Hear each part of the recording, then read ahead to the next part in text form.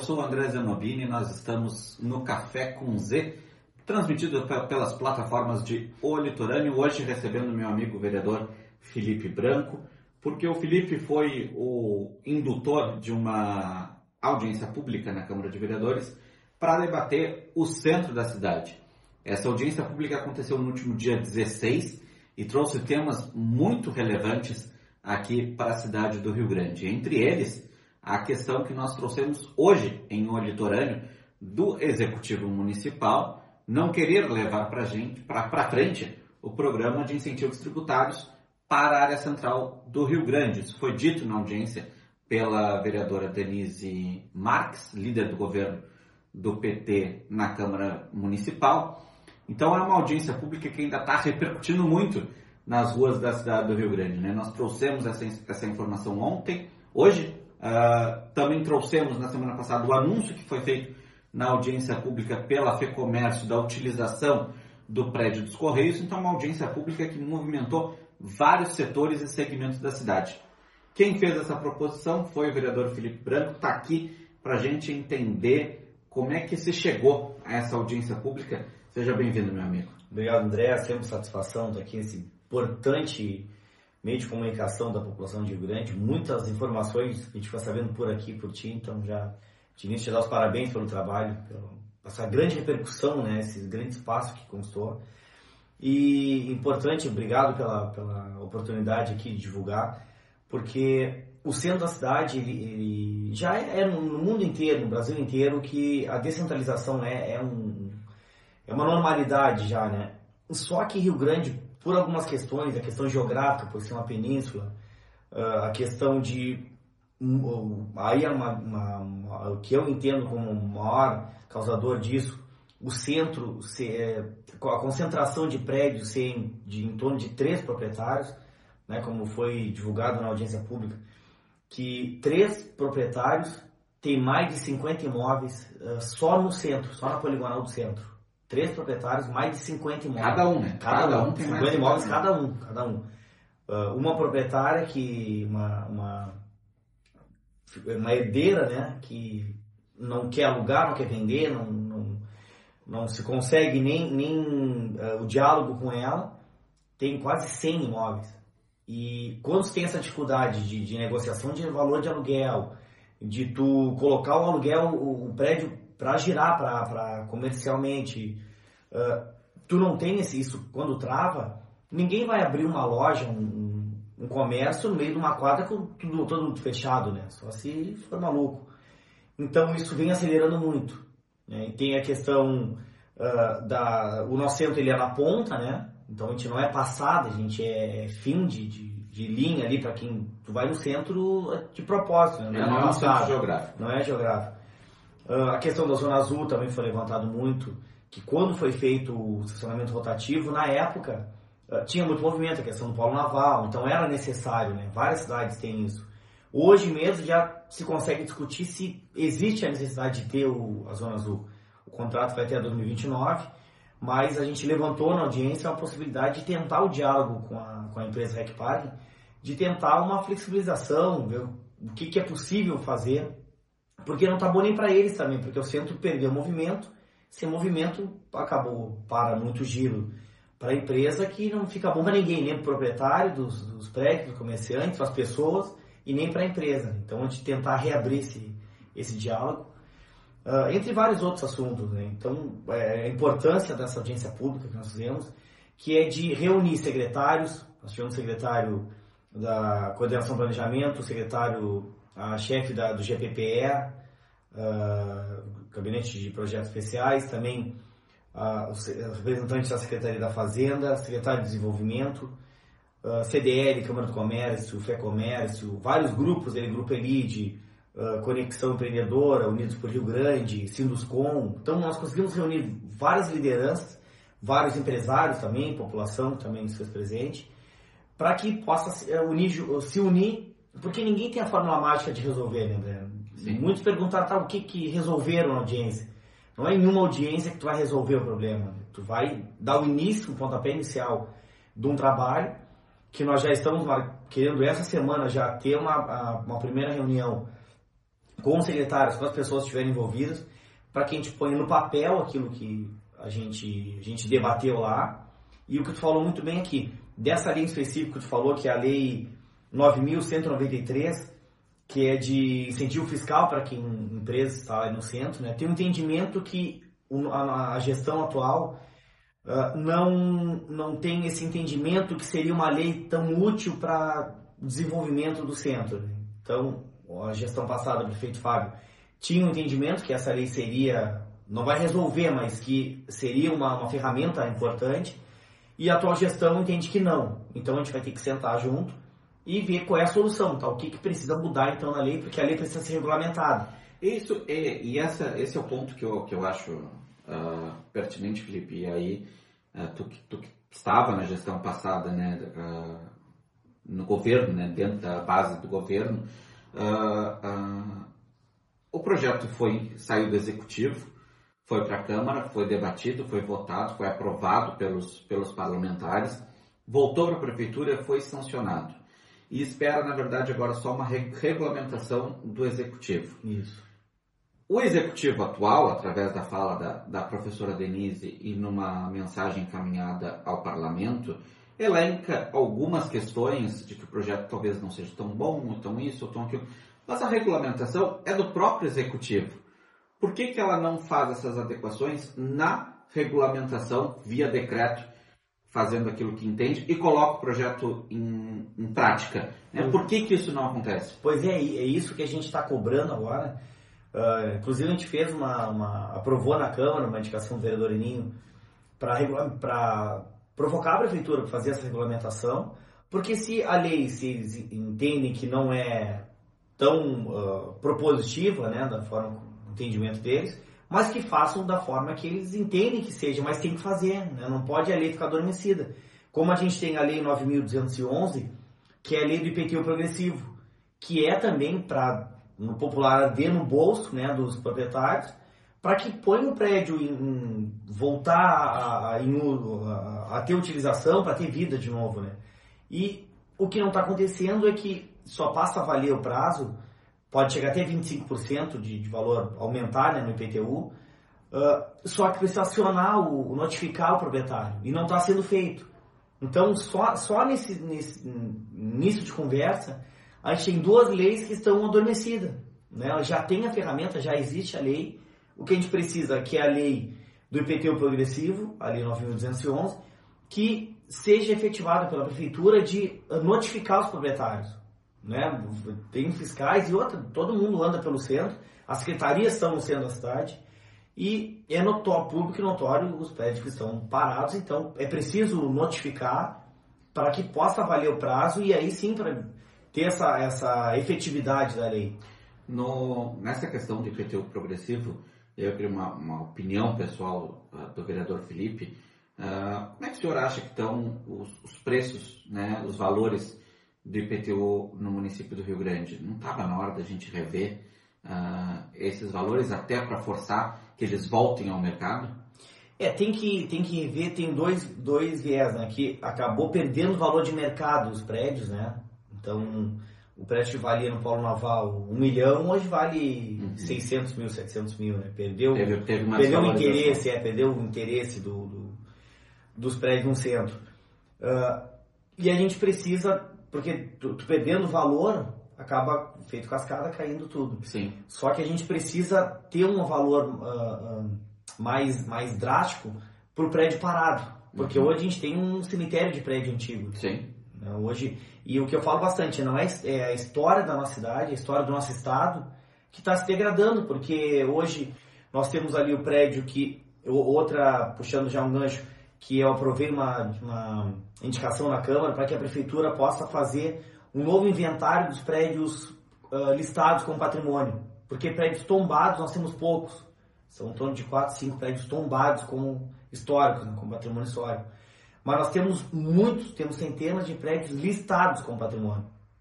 E se tu tem uma casa, um prédio que seja listado, tu já entra como restauro, não é como uma reforma. Então é muito mais caro, tem que manter característica original, tem toda uma série de fatores que tu já não pode mexer, tem que ter autorização. Então, tu já não consegue alugar, tu já está com meio restrito de recurso, o prédio vai ficar parado, né? E aí é mais um prédio que vai ficar sem pintura, sem uma restauração, nem vai ficar totalmente jogado. Então a gente precisa rever isso também, eu me informei em torno de R$1,5 milhão para fazer esse estudo, não é uma coisa muito simples, mas é preciso ser feito também, né, André? Com certeza. Então, os prédios históricos, a gente rever esse inventário de prédios, a questão do IPTU progressivo, os valores aluguéis. Aquilo que tem que ser tombado e tirar da lista aqueles que efetivamente... Sim, realmente. Né? E também não adianta tu listar como histórico, mas também tu não tem informação nenhuma, tu não tem... esse aqui é listado com patrimônio, mas aí a cidade não tem uma identidade também para contar a história, né, do que é aquele prédio, do porquê que ele é. Só fica... Tu tem um prédio parado, fica um prédio trancado ali, tu não tem dinheiro para arrumar, porque é muito mais caro. Então a gente está engessado nisso, a gente precisa destravar e precisa avançar nesse assunto. Tem um outro ponto que passa despercebido no centro, nessa zona central da cidade, que é a questão dos terrenos de marinha, né? E tu está tratando desse assunto. Conta pra gente que pé que está isso. Nós vamos conseguir acabar com essa taxa dos terrenos de marinha ou não? Ainda vamos penar mais um pouquinho? Esse é um assunto muito importante, né? Que Rio Grande é a cidade no estado que tem o maior número de terrenos, de lotes, né? Em torno de 10 mil lotes que estão dentro de área de terreno de marinha. Se fala terreno de marinha mas é de área federal. Sim, né? É da União. Da União. O meu entendimento, que como é um recurso muito alto que o governo arrecada, só Rio Grande contribui em 5 milhões de reais por ano. Então o Rio Grandino, além de pagar o IPTU, paga mais o terreno de marinha, que é muito mais, chega a ser 3 vezes mais caro que o IPTU. E nada retorna para a cidade. Isso vai lá para o Caixa Único do governo federal, em torno de 2%, vai para os descendentes da família real ainda. Então não tem cabimento nesse valor que é pago. É mais uma fonte de receita, né? Então eu entendo, por ser uma fonte de receita e o governo cada vez mais com as contas ajustadas, eu acho que não vai abrir mão de ter essa receita grande. Mas o que a gente pediu, que eu fui a Brasília há pouco tempo, foi pedir agilidade nos processos. Porque se tu tem um terreno, uma casa, tu negociou e faz parte, tu paga a taxa de ocupação do terreno de marinha. Tu vai pagar uma taxa na negociação, na transação. No Brasil, são 2 analistas para o Brasil inteiro. E a Secretaria do Patrimônio da União fica em Brasília, né? E cada capital tem a Superintendência do Patrimônio. E no Rio Grande do Sul tem um engenheiro para 25 mil processos. Então, pode demorar até 3 anos, às vezes passa de 3 anos, para o engenheiro avaliar o valor da taxa que tu vai pagar nessa transação. E muito negócio é desfeito, né? É o corretor de imóvel que teve que desfazer o negócio, tu vendeu, tu já não quer mais, a tua vida já mudou, tu já não quer mais vender, a pessoa já não quer mais comprar, então vários negócios são desfeitos. Isso trava mais a nossa cidade ainda. O que a gente está pedindo para que possa agilizar os processos. Até a gente deu sorte na reunião lá, a gente foi junto com o Cresci, com a delegacia do Cresci aqui, que o rapaz que nos atendeu, que é um dos analistas lá em Brasília, ele morou em Rio Grande, a mãe dele mora aqui em Rio Grande até, e ele disse, eu sei o problema que vocês enfrentam, eu sei a necessidade que vocês têm, só que enquanto o governo, um presidente da República não der a devida importância para a SPU, ele disse, eu não tenho o que fazer, eu sei a necessidade, eu sei que precisa ser feito, mas eu não tenho gente para fazer. Então o que a gente precisa é um governo que assuma o Brasil, que realmente dê importância. E até é meio antagônico isso, né? Que tu é um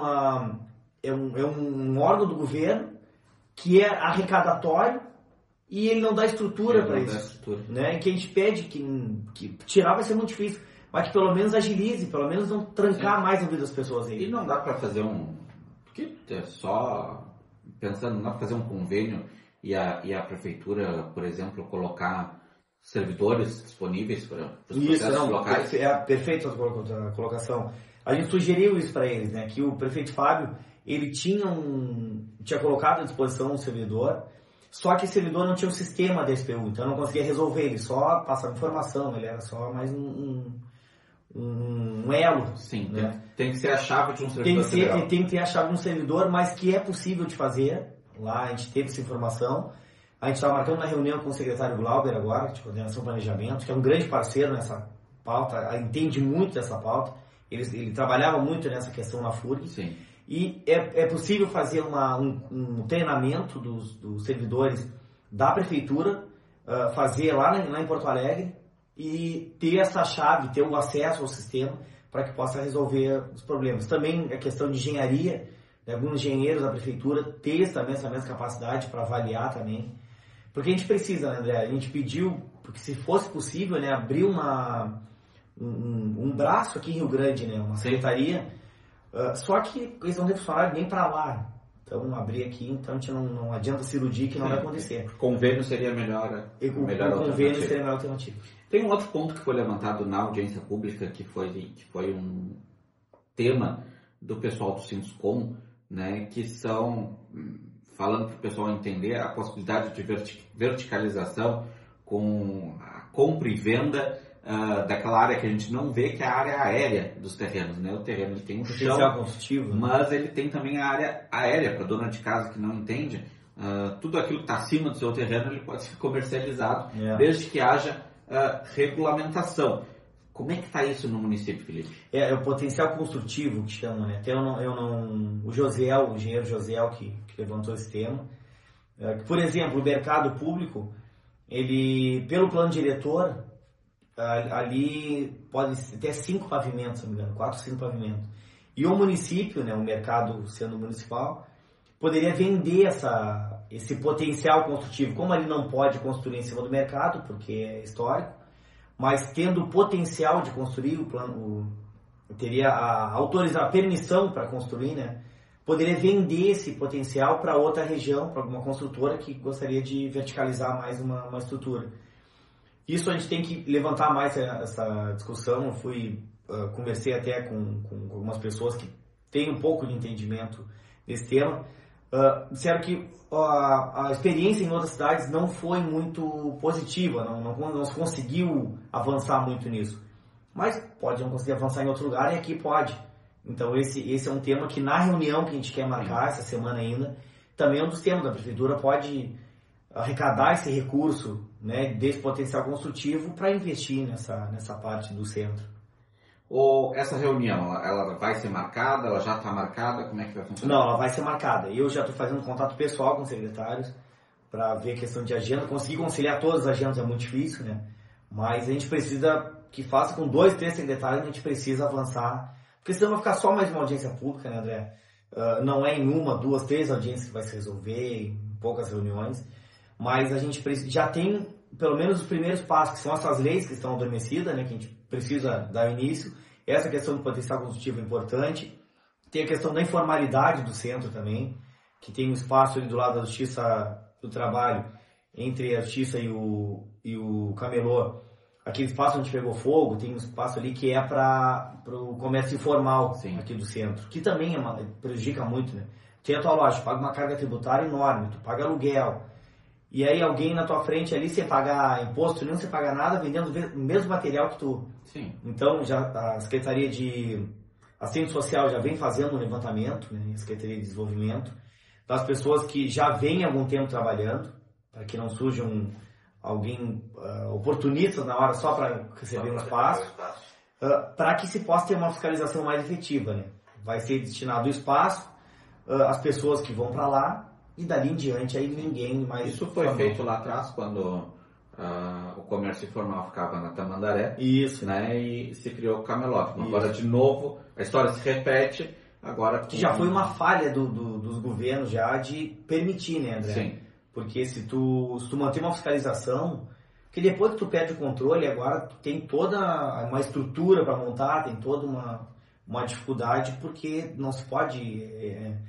É muito prejudicial para o nosso... Ainda mais do jeito que está ali, vai passar uma ambulância, uma pessoa deficiente visual mesmo, não consegue porque tomaram conta do calçadão. Felipe, no momento essa questão do centro histórico, né, do centro comercial, vai ficar no âmbito de reuniões, de encontros, ou vai virar um grupo de trabalho, uma comissão formalizada na Câmara? O que tu pensa para o futuro desse tema? A gente não chegou a formalizar uma comissão, mas é importante. É importante porque quanto mais força, melhor. Isso não é uma pauta minha, é uma pauta de A ou B. É uma pauta da Câmara, de todos os vereadores e da cidade. Tem ali alguns que defendem mais a descentralização e outros que pensam assim como eu, que é importante a descentralização. Nós temos 2 shoppings, nós temos o cassino, que é uma zona comercial, está ficando muito forte, Parque Marinha, Vila da Quinta, são vários pontos comerciais que vêm crescendo, assim como aqui a Cidade Nova vem crescendo muito. Mas a gente não pode esquecer do centro, porque muita gente ainda depende do centro. Muita gente ou depende diretamente ou indiretamente, tem algum parente que trabalha no centro, e é um bairro estruturado já, com esgoto, com toda a estrutura que está ficando esvaziado, empobrecido, né? Então a gente precisa viabilizar outras formas de habitar o centro de novo, porque o que aconteceu muito, um dos motivos também dessa descentralização, que a cidade foi planejada quando tinha a questão do polo naval, né? Ia virar uma mini metrópole, que ia 400, 500 mil habitantes, então o centro ia ficar inviável.